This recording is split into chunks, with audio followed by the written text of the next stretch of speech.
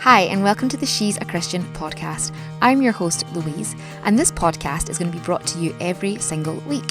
If you're a Christian and you're looking for some great community, then we hope that this podcast makes you feel like you've nipped round to your pal's house for a cup of tea and a chinwag, and that you go away feeling even more excited and more aware of God's goodness, His love for you and His protection over you.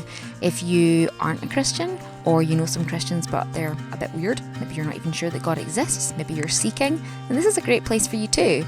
Come along, tune in, and we hope that you go away feeling encouraged and uplifted, hearing testimonies of goodness from people from all walks of life.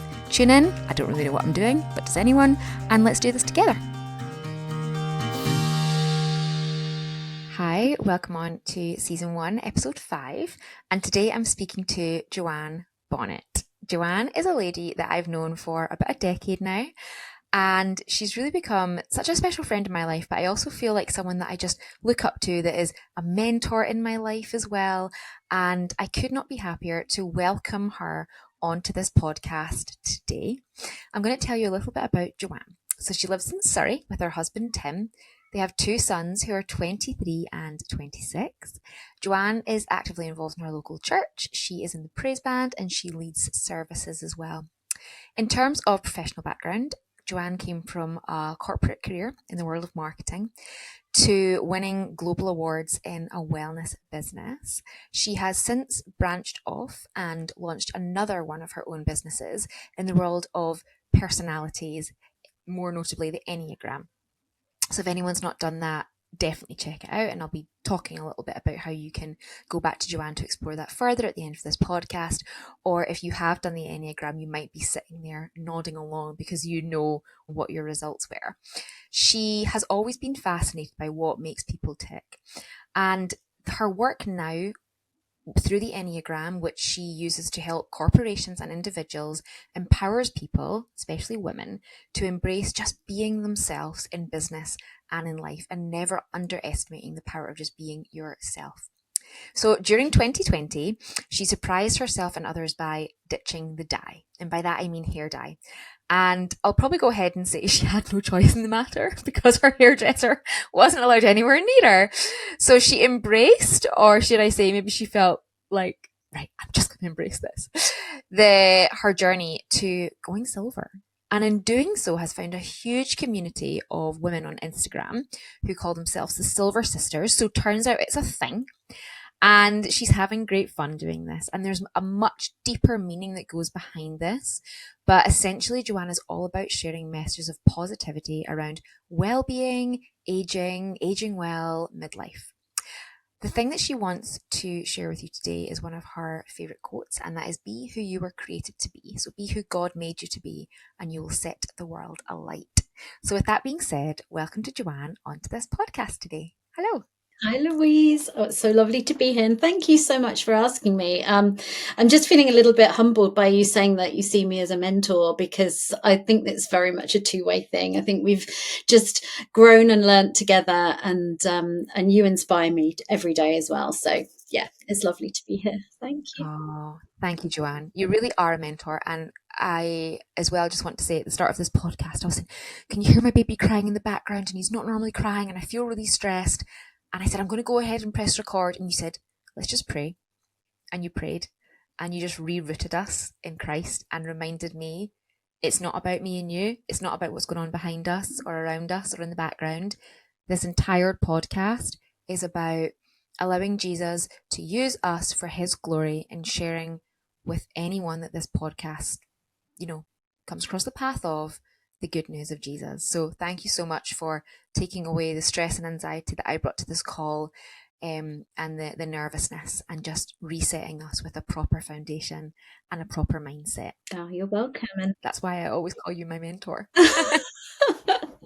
Well, I'm a bit further on in that journey, as you said. My boys are 23 and 26, and I've been there in the weeds with the littlies and trying to juggle all the things and work from home. And and not work from home. I've done the commuting and the stressful corporate stuff, working for myself, which brings different stresses, and juggling that around family life, and just trying to find something where there was a balance. I think balance can be very overrated, but I know I feel where you are right now. You're not always going to be there with a crying baby in the background. No.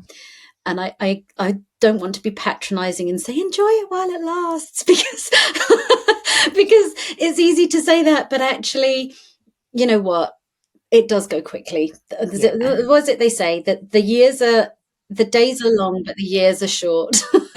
definitely. I know. And he's such a gorgeous wee boy. And how blessed am I that I get a life where I can do projects like this. And, you know about my work as well Yeah. as anyone. I can choose my own hours. So you're absolutely right. But tell our listeners today a wee bit about how you became a Christian and when. Yeah.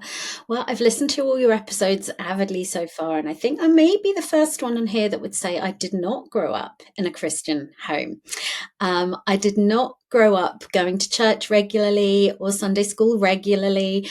And talking about God, Jesus, that faith world was just not something that was part of my experience growing up until I was actually getting married. So when I was 26. So I did grow up in a family where we moved a lot.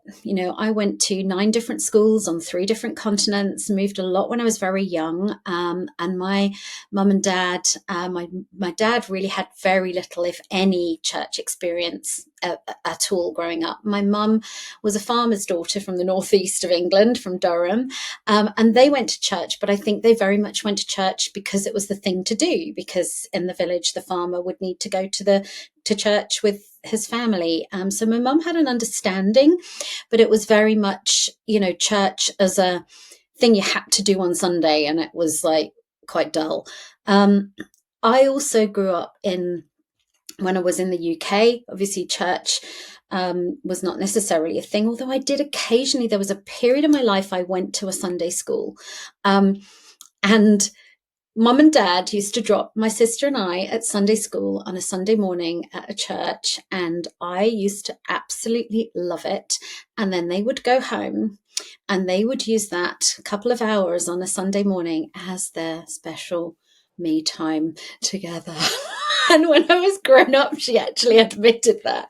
Oh my word. But that was the thing. So I did have periods looking back through my life where in hindsight, Jesus was always there. There was Hmm. always this sense of there's something else, there's something more. And I was that little girl that used to, write poems and write stories and have this awareness that there is something magical or wonderful or something else in this world that I couldn't explain. And when I was getting married to my husband, Tim, of course, we were living together, so we had met. He was not a Christian, and I always say this is still not yet a Christian, despite us having been together for over 30 years. And he's the most wonderful man. But Yes, I can vouch for that. there will be some people, yeah, there'll be some people listening to that, and this might be their journey as well, that Yeah. they maybe don't have a Christian partner. Anyway, we were getting married, and honestly, Tim said, why do we want to get married? If it was today, and thank goodness it wasn't today, I would have Mhm. probably been the person that would have said, let's pick a really beautiful venue that we can get everyone together in one venue, keep it easy, get married in Yeah. a non-religious sort of civil ceremony at a beautiful venue and have a really big party, Yeah. so we can make it a lovely event. But back when we were married, that wasn't an option. You either got married in the registry office or in the local church. Hmm. And we picked the church near us. I'd said, I'm not religious, and neither are you, so it feels hypocritical to get married in the church, so we could just get the registry office thing. And Tim said, you might not be religious, but you're an absolute drama queen, and you'll want the whole white dress, full drama event thing, and let's do this thing properly. So I was like, okay. So we found the nicest looking church in the local area, and let me just say, I thought you were going to say the nicest looking priest. Sorry to cut you off there. I thought you were going to say we found the nicest looking priest. No, no, we were married by a woman, actually, a wonderful woman Oh, called really? Bonnie. She was fantastic. Yeah. Was she Bonnie? She was Bonnie. She was the curate at the time who married us, and there's so many things that just came together. But anyway, one of the things that this church did, they said, absolutely, we're happy to marry you. You live in the parish. We were living together. They weren't judgy. It's the church, local Church of England church. Um, but they did want us to go on a marriage preparation course. And this is coming to how I became Christian. So wanted us to do marriage preparation courses, which we did. And they were really, really valuable. They were, we were writing letters to each other about what we were expecting or hoping from our future selves. And we talked about all those big things like having children, having families and work and just so many different aspects of who we were. It was brilliant. But what we also did was it made me curious to start going to the church on the Sunday mornings because they were going to read my name out in public, which is reading the banns of marriage.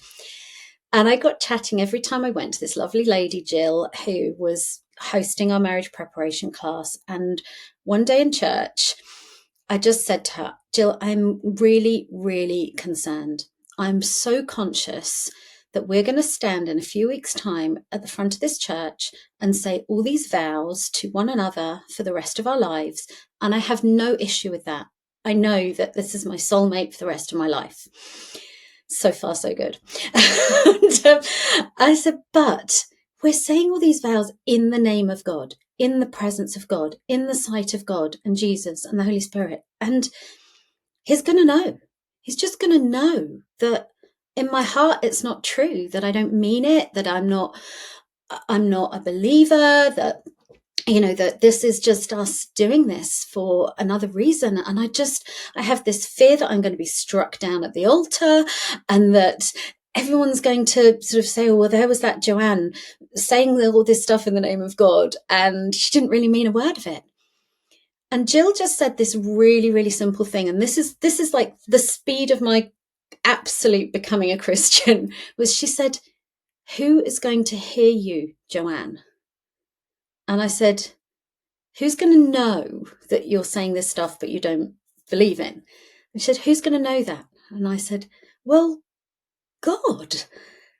And she just said, what, the God that you don't believe in? And I just said I said, no, the God that I have always known is with me. The God that is part of everything. I'm getting emotional as I say it because I've always just had this deep inner sense that he's with me. And that was it. That was it. And it took the journey went from there. And I still get emotional when I talk about that. And it's like 29 years ago. But it's taken me on this journey of recognizing, a lot of people become Christians. I'll do an Alpha course. I did the Alpha course in one of its very early days, and I've since led several Alpha courses as well. But in its early days, a lot of what they talk about is the evidence for Yeah. Christianity, the evidence that Jesus exists. Why is he real? Why is he relevant? Why is it true? And it's kind of making this rational argument as to why the evidence is there, which it is, for Jesus. And then it's almost, are you able to make that leap of faith? This is where the Holy Spirit comes in, that leap of faith into believing that this Jesus was the Son of God. And therefore, how magnificent and the magnitude of how huge that is and the impact it has. So, yeah. But I had it the other way around. It's like, I know that Jesus is God. I have this sense and this feeling of this belief in God and always been with me. So I almost had to reverse engineer it to go, so who is he? What was he? What was the stories? All those things from school and that random time in Sunday school, backfilling that information to make it real. So I still have this sense sometimes when I'm at church and people will go, oh, you remember that song from what you sang when we were kids, or these things from the 1980s or the 70s or something. And I'm like, no, that was not part of my experience. And my Bible, I never did the learning the Bible verses. And so I'm still hungry for the kind of, where was that scripture from? And what did that mean? And how do I relate that? So it was a big change. But, there was a lot of great stuff has come out of that. Obviously, my faith, we've had our two children who've grown up within that church environment. Um, they're both on different journeys at different places at the moment. But also that, a couple of years later, my dad died very young. Actually, I had a baby at the time. My first baby was 9 months old. But through that journey, I was able to have the comfort of my faith. Although I think it's often a simplification to go, when you face hard things, oh, it's going to be easier because you've got your faith. I don't know how people get through it without it, but it doesn't always make it easy. But when my dad died, through that process, actually, I was able to share my story and what I believe with a whole family and friends and wider people, actually at Daniel's baptism, which was not long before my dad passed. And from that, my mum started coming to church with me more regularly, and she rediscovered this really wonderful faith that had been dormant in her since she was a little girl. Yeah. And so, so there were all sorts of just different steps on the way, and that's how I became a Christian. Yeah. Yeah, I love that you're saying about like the dormant faith, because yeah, it's almost as if you're saying you didn't grow up a Christian, but you had, you weren't walking in this live relationship with mm, Jesus, but you'd been into church and those seeds had been planted. So you'd always have, you're never an atheist, right? You're always aware there was something bigger. yes, And it just took that lady, and thank goodness she had that moment of logic and reason. And although you say it wasn't a kind of evidence based thing, in a way, it was a very logical way for her to say, but you wouldn't be panicking about a God yeah, listening to you if there wasn't a God. So if there is a God that you believe in, then you believe in God. Like, yeah, yeah, yeah, thank goodness she was there in that moment yeah. to almost waken you up. Like, oh, And oh yeah, I think I believe. maybe there's a sense of, it wasn't, I would never have said I don't believe, because I always knew there was Yeah, something I believed in, but I didn't know what it was. And I do yeah, think that's a comment for, today or recent years. I see this so often. There are so many people who will talk about spirituality and being very spiritual, having a sense in something greater than themselves. We hear, of course, people talk about the universe, and yeah, I get that people are seeking, people have this yeah, understanding that there is something greater than themselves. Many people do. And it always astonishes me how few people would choose to explore that sort of I heart know. tug by visiting a church or going into a church and looking at things. And it does both things. On one hand, it astonishes me that they wouldn't think of that as an option. And on the other hand, I can see why there are a lot of people who would be quite nervous or wary of going into a church because there are Yeah, so many loaded preconceived ideas. And that's why I love what you yeah, talk about here about not being, the judgy, holier than thou, goody two shoes. That's not yeah, what I discovered. I discovered a very yeah, real, relatable way to express yeah, and explore yeah. my spirituality. It's funny that you say that about not exploring further, because you see it everywhere. If when you look at social media and someone's died, all the comments under the status update is praying for you, hands together, I'll be praying for you. Um, you know, People say these things, so they're either lying and they're empty words, and it's just like a cheap anecdote, Mm, right? Or they actually are praying, in which case you're like, well, what are you mm, praying to? And if that thing that you're praying to has the ability to heal the person that you're praying for or send some peace the way of the person you're praying mm. for, surely that's worth an hour of your time to scratch the surface of that a bit Yeah, more, yeah, right? And as you say, whether that's dig out a podcast or go on YouTube, or I don't even think it has to be walking into a church, but you do wonder why more people don't dig a bit further into this power. yeah. And I think the Alpha course has been so good, for being able to give people a really safe place to explore that. So, I mean, I guess that would be, if I know we don't have takeaways and calls to action on the podcast, but that would be something like, if, yeah, if you're curious, check out Alpha. You can probably put a link in the notes or something about that, because it's a really good way, and they can be done online as well now, since lockdown as well. Yeah. You could just watch an intro video, and sometimes it's just starting to ask some of the questions that people are often already asking themselves, and looking at what Yeah. if there is a really incredible relationship in this prayer, that you're not just praying out to Yeah. this vast expanse of nothingness, but you're praying out to a deeply connected, loving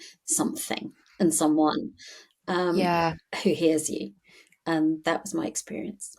Do you think people perhaps don't, as you say, walk into a church, which I don't always necessarily think is a good thing? I think some churches you can walk into would perhaps make you close the Mm-hmm. door on Christianity and say, if that's what Christianity is, sack this, right? Yeah, yeah. We know that churches can be a hotbed of religion because they're made up of humans, right? And people.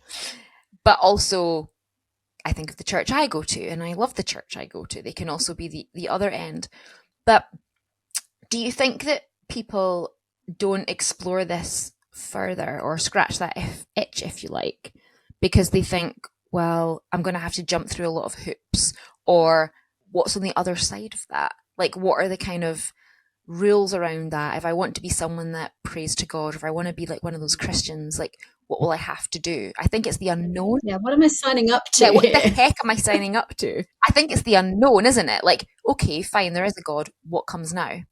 Because they think, well, now you're going to have to wear ugly clothes, and you have to be a boring person and go and sit in a church, which is really boring, and all the joy in your life will be sucked out. Like, how do you Yeah, feel about and that? I think it's interesting, because one of the experience I did have, when I look back and I go there, I can almost feel like these times in my life, and I'll give you one specific example where, even though I wasn't necessarily, hadn't opened the door and welcomed Jesus into my life, he was still there, loving me, looking after me. And one example is when I was at university, and I was in a play. I was doing something for the National Student Drama Festival, which was great fun. And one of the girls, it was a very small play, and one of the girls in it was called Jo Adams. And I've tried to catch up with her, and I don't know where she is. I would love to reconnect with her, because I don't know if she ever would know the journey that she started with me, in that I was due to go to a party that evening. And I was talking to Joan. She'd said, we were chatting about this party that I was going to go to. And she just I remember this change in her face, and she just sort of stopped very suddenly and said, "Oh, that's a real shame. I'm on my own tonight, and I was going to ask if you want to come over and have dinner with me and stay at mine for a little sleepover," which she'd never done that before. We weren't that close as friends. So I went, Yeah. yeah, okay.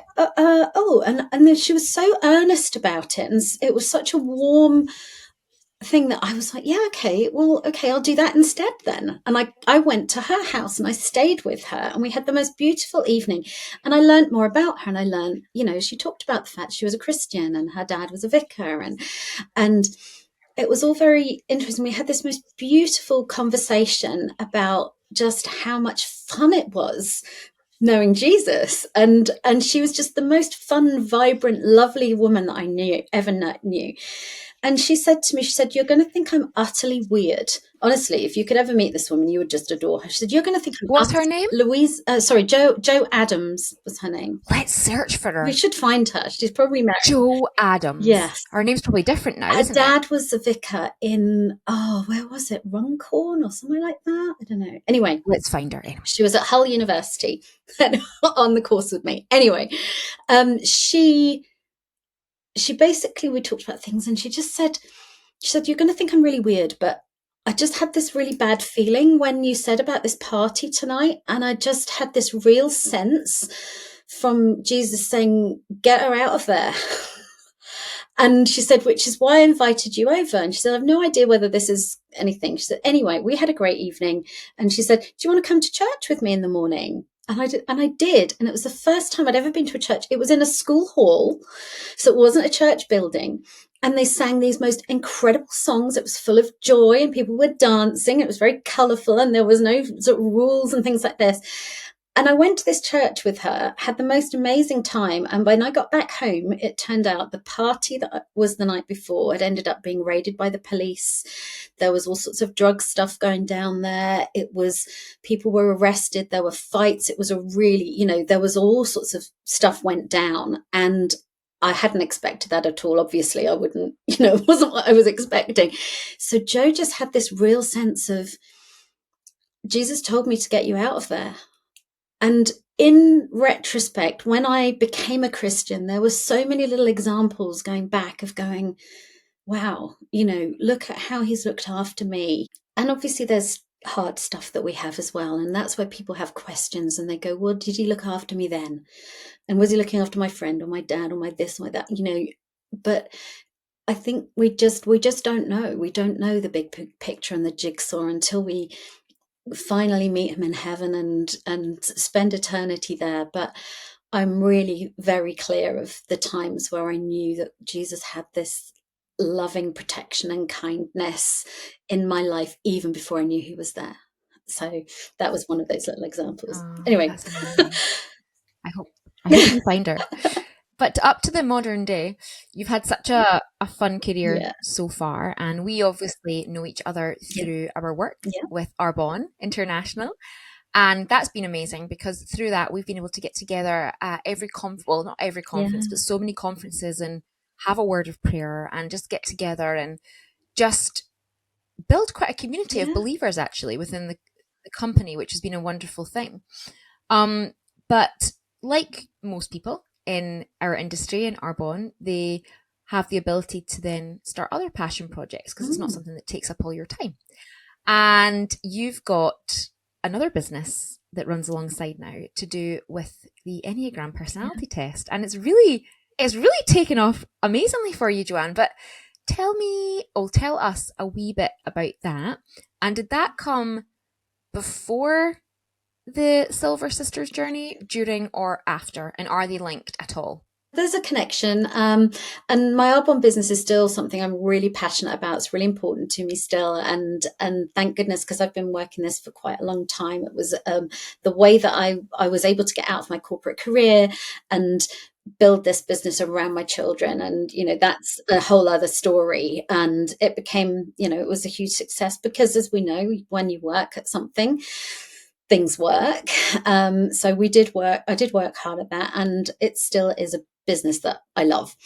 But in that, having a big global team and lots of people and different personalities, I was always really fascinated by what makes people who they are, how they respond to things, what motivates or incentivizes different people in different ways. And I kept listening to podcasts. I love podcasts. I love reading personal development books. And some of the Americans I was listening to started talking about things like the Enneagram. Oh, and well, because I'm an Enneagram 3, then clearly XYZ, or I'm an Enneagram 7, so therefore, of course, ABC. And I was like, well, of course, what? What's the secret language that people seem to be talking about that I've got no clue? So I started to do some research, listen to some things. It came up everywhere.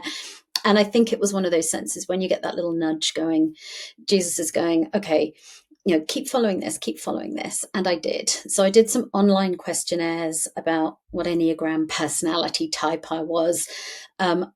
Disclaimer there, not a single online one has ever got it right. There is one now that's a new one that I work with, but it's understanding who we are, how we created, the motivations behind our behaviors. So not just how we behave, but what the motivation is. And it's an ancient system. It goes back hundreds and hundreds of years. So I'm not going to talk loads about that now, but I explored that really as a tool that I thought would be really useful to help myself understanding people that I was working with in my Arbonne business, and that could help them. And started looking at that around 2017, sort of that time. And then when lockdown happened in 2020, two things. I was looking to go on a Christian retreat to a Christian retreat center just for a couple of days because the craziness of business was busy. The boys were both home. Everything was a bit full on. And the place I wanted to go to, which was Ashburnham Place in Sussex on the south coast, beautiful retreat centre, was hosting a 3-day Enneagram retreat on the exact only 3 days that I could fit to go. And so I went, explored that, loved it, signed up, trained. I've spent 3 years now studying this Enneagram of personality. And the phrase that I talked about before, we were talking about phrases, it's not specifically a biblical quote, but St. Catherine of Siena, who said, "Be who you were created to be, and you'll set the world on fire." And it just made me realize how much time and energy and effort I've spent my entire life on the second part of that sentence, setting the world on fire.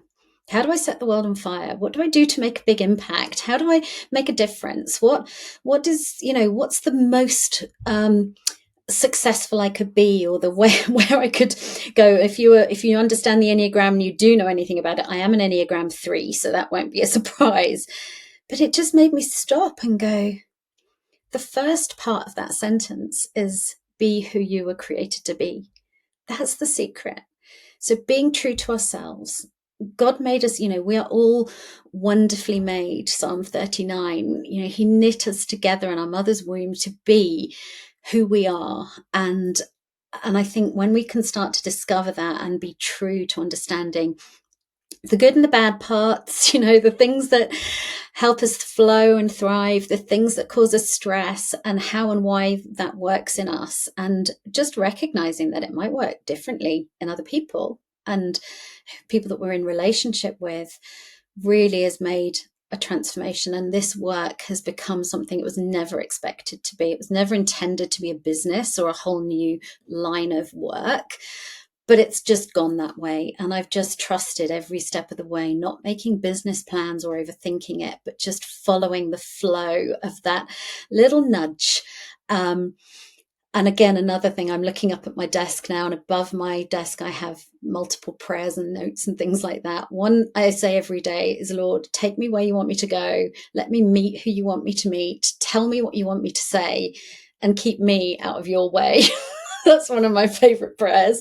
But the other quote is from Psalm 20, which is, "May God grant your heart's desires and make all your plans succeed." That's great. But I think, again, if we focus on making our plans succeed, then it's missing the point. It's what are our heart's desires? And the things that are our heart's desires are there because we are made wonderfully, uniquely to be who we were created in God's name or in God's sight and presence. So working with the Enneagram now is wonderful in terms of helping people in business and corporates and individuals understand what that might look like and how they can show up. And again, at the same time in that journey, I stopped dyeing my hair. I've dyed my hair since I was like 17 years old when I started finding grey hair. I'm very dark, like you. I was very dark, but had this grey hair, and I dyed it forever. And I just decided, well, what would it be like if it stopped? And like you said, I couldn't dye it because the hairdressers were closed.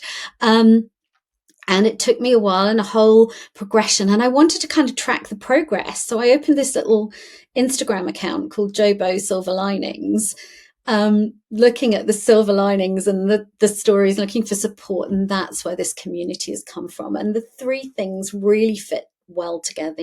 Arbonne is all about health and well-being and helping people have choices in life if that's what they want to do. The Enneagram is more about, understanding who we are and how that relates to us and to others. And the Silver Linings is just this beautiful community of women, some of whom we've met up. We've got weekends away planned. We meet in real life, and we connect through this idea of being true to who we are, defying some of the beauty standards or what does age look like. I always talk about aging gratefully, and the positive aging and just appreciating, being grateful for every year and every silver hair, and recognizing that, what does beauty even look like in this world? What about midlife and menopause and this whole next stage, that you're not there, a lot of your listeners aren't there yet, but this empty nest phase is so feared, I think, by many women who have loved and devoted their time, as mothers or in that role. And what comes next? Well, what comes next is the joy of seeing your children becoming the adults that they were created to be. Um, and this whole next phase of going, well, maybe there's another plan for me. Maybe God's got another season for me to thrive in, and that's where I'm going. I'm always a talker, you know me, Louise. We need to probably wrap this up. That's why you're perfect on here. And you're having so much fun, Joanne. Yes. I'm having fun. I'm having so much fun. I've got a big event tomorrow, which is a half-day workshop in a big corporation in London, and that's with my mentor. So actually, the woman who's just this most wonderful Enneagram teacher and is experienced in this has brought me in, and we're now working together, sharing this into workplaces. But one of my heart's desires, so if anyone is listening, is that I do want to do this corporate work, but I know that the Enneagram's widely used within churches because it's seen as this tool. It was handed down through traditions, through monasteries for years and years and years, centuries. And so the church does embrace it. A lot of people in my training courses are Christians and working within a church leadership roles. So I'd love to be able to do some of this work into church teams and leadership groups as well. So that's a bit of the stuff. I paid to do my Enneagram years ago. Did you? Before, yeah, like obviously if I was going to do it again, I would do it through you. But when the Americans started talking about it that we work with, again, like you, I'm like, well, I know these people and they're not crazy and this is fascinating. And maybe if I can find out a little bit more about what goes on between the ears, like up in my giant Swede, then I can, use it to benefit. So yeah, I went away and I paid to get it done. What type do you think I am? Do you know what? I've asked you this before, and I don't think we've talked about it. I think maybe there's a 4 or a 5 in there with you. What did it come out? I'm a 4. A 4. Yeah, 4 would be, yeah. 4 with a 5 wing. Is that who I am? Well, yeah, I reckon. It's weird because I think I need an actual human to do it with me because it came out. We can do that. Just free offer here. We can do that. Let's. Oh, really? Yeah, let's put the time in. Absolutely. Okay. Yeah. It came out joint, so 4 and 9. But to you, that's trained in it, are you automatically like that's impossible? No, it's not impossible, but they're in 2 different centers of the Enneagram, which looks at, is your default center your heart and how you feel and that connection and that relationship connection, whereas that's the 4. The 4 is the individualist, the artistic, the creative, really feels those emotions. So do you spend a lot of time in your inner world feeling things? 110%. Yeah. And is there sometimes a sense that you might feel there's something missing? You're always looking, there's a little longing in you of, not from a material stuff, but just this sense that you're particularly special and maybe people don't see the world your way. I feel a lot of the times like the odd one out in a room, and I don't really know why. Whether that's with family, like even with my husband's family, like they're all, oh my goodness, you couldn't ask for a more amazing family. But often when I sit in the room with them, I feel like the odd one out, like there's something a bit wrong with me. Okay, but we can work on that, but it's just the different thing, but that's a very 4 trait actually. And I've met your family because I was at your wedding and they're absolutely wonderful, aren't they? Yeah, they're lovely. I'm truly myself with my own family. Like that's where I'm just myself, and probably the parts of my personality that I don't like come out more because I'm completely comfortable. But I do spend, as my husband would say, Louise, if you would just get out of your own head. And sometimes people will say that you're in your head, and it might not be your head, but it's that internal world, which is more of the heart and the emotions and feeling things rather than overthinking it. The 9 is the peacemaker, and I do see that in you, the peacemaker, the mediator, the one that will go along with others and often not say what they think or what they want because they want to keep everyone else happy. Yeah. And I can see that in you, but I think we'll talk about it more, but I think the 4 is more. That's exciting. That's exciting. Oh, let's Yeah. take you up on that.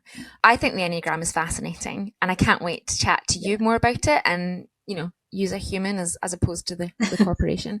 But where can people listening to this find you? Whether they are on their own silver journey, whether they are empty nesters, whether they just think, do you know what? I would love some more Christian friends in my life, and Joanne seems lovely. Or whether they would like to book your services for corporate or individual use to go through the Enneagram process. Where can people find Joanne Bonnett? Okay, so as always, these things are in flow and being updated, but my website is joannebonnett.com. So that will, whether it's the most up-to-date version or not, it's going to have all the ways to contact me on there. So joannebonnett.com, and my email, just send me an email because I'm just, happy to chat. Instagram, I've got 2 Instagram accounts that I think people could connect with. The one that's the busier one that I'm on more often is Jobo_silver_linings. So Jobo Silver Linings. Joanne Bonnett is my name, and funnily enough, people started calling me Jobo in a corporate environment years and years and years ago, and it's kind of stuck. So I do use that as well. But from there, you'll find there is a link. I've got an Enneagram Instagram. I'm getting better at updating stuff on there, but you can definitely reach out and connect with me there. I'll make sure I put all of those things in the show notes. So if you're listening to this, just go on to the show notes section wherever you're listening to your podcast or on the Captivate website, and you'll see all the hyperlinks that will take you direct to Joanne there. And if you know the other Jo that we spoke about in this podcast that went to Hull University, daughter of a vicar, and saved Joanne from a life of drugs and debauchery, then reach out. Thank goodness. Oh my goodness. Thank goodness. Yeah. Well, listen, like we used to say in Arbonne, I'm going to get on it like a Jo Bonnet, and I need to scurry away and me crack too. on with the things I want to do today, and so do you. But thank you so much for being on here today, Joanne. Thank you for having me. I think we haven't talked about a lot of the stuff I thought we were going to talk about. We've talked about some different things, but this is what is so exciting when you can have these conversations. You go, well, maybe. And my prayer is that there's something I've said that sparked a little curiosity bubble in someone's head that makes them go, I just want to reach out. And, I know it's weird when you listen to people in podcast land, but we're really real, approachable people, both Louise and I. Yeah. So if you were to send either of us a message and say, hey, there was just this thing you said, could we have a chat? I know that we'd be up for it. I mean, obviously, you're going to have 17 million people listening to this podcast at some point, so we'll need to manage that. But right now, we'd love to chat and hear from you. Love to chat. And I'm going to go and put the information about the Alpha course into the show notes as well. So thanks for giving me the nudge about that. But thank you so much, Joanne. That is 40 minutes on the nose, and that is a perfect amount of time for a podcast. So we'll leave it there. Thank you. Take care. Bye. So if you haven't already, please subscribe and leave a review, or even email me with anything you think I could do to make this podcast better. I'm totally open to hearing feedback and ideas. Every single week, I am emailing out a bit of an encouraging newsletter. These are going to change every week. Sometimes it's going to be thoughts that God has put in my heart. Sometimes it's going to just be maybe a series of funny stories or life hacks or things that I find helpful. Either way, it's a great way for us to connect, and I would love to have you on the subscribers list, so make sure to do that. Have a lovely week, praying for God's protection over you as you just go about your business, and I'll see you again. Bye.